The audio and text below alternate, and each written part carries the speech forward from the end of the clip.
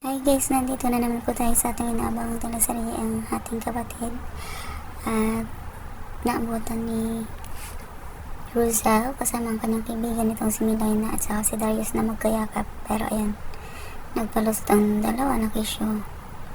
Balak na talaga siyang iwalayan ng kanyang asawa at humihingi lang ito ng tulong kay Darius kung kaya't nagalusot naman ang mga ito.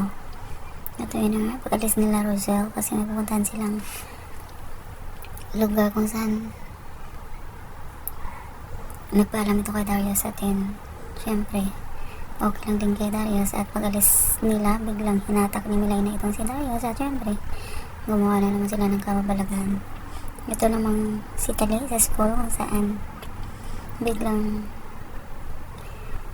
nag-pay attention ng lahat dahil doon sa screen na may video na nakalagay at in-announce doon na si Tali ay fake at hindi talaga siya mayaman at nagkukunwari lang ito kaya napaya ito ng bongga. At syempre iyak ito ng iyak at naghanap ito ng salarin kung sino ba talaga ang gumawa ng video na yun. Pero ayun, ang masalarin pala ay mga kaibigan din ni Belle kung saan hindi naman talaga alam ni Belle na gagawin nila yun.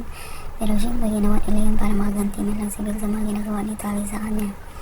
At ayun na, nakikinig din itong si Wesley at syempre hindi daw maganda na ginawa nila yun dahil syempre mapapaya din daw si Tali dahil sinundan ng kaibigan ni Belle itong si Tali hanggang nakita niya na magkausap ito si Tali at saka si Tyrone at nakita niya mismo yung lugar at bahay nila Tali kung saan nakatira sila. At ayun na nga, talagang iyak na yung iyak ito at pumunta ito doon sa lugar kung saan nandun si Tyrone at minura-mura niya ito at pinahiya daw siya ni Tyrone. Pero yun na nga, nagulat din si Tyrone dahil sa siyempre bago yun sinabi ng kaibigan niya na ganun daw nangyari kay Tali.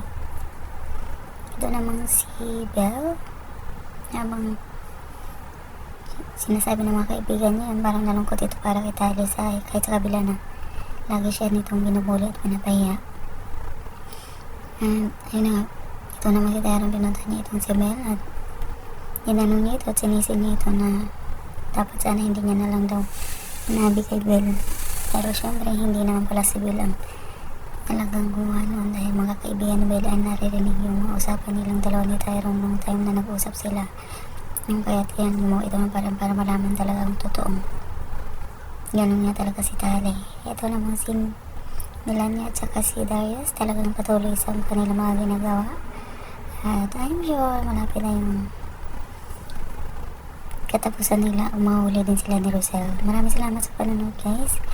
Please don't forget to like, subscribe, and press the bell button for you to notify on my next video. Thank you and bye!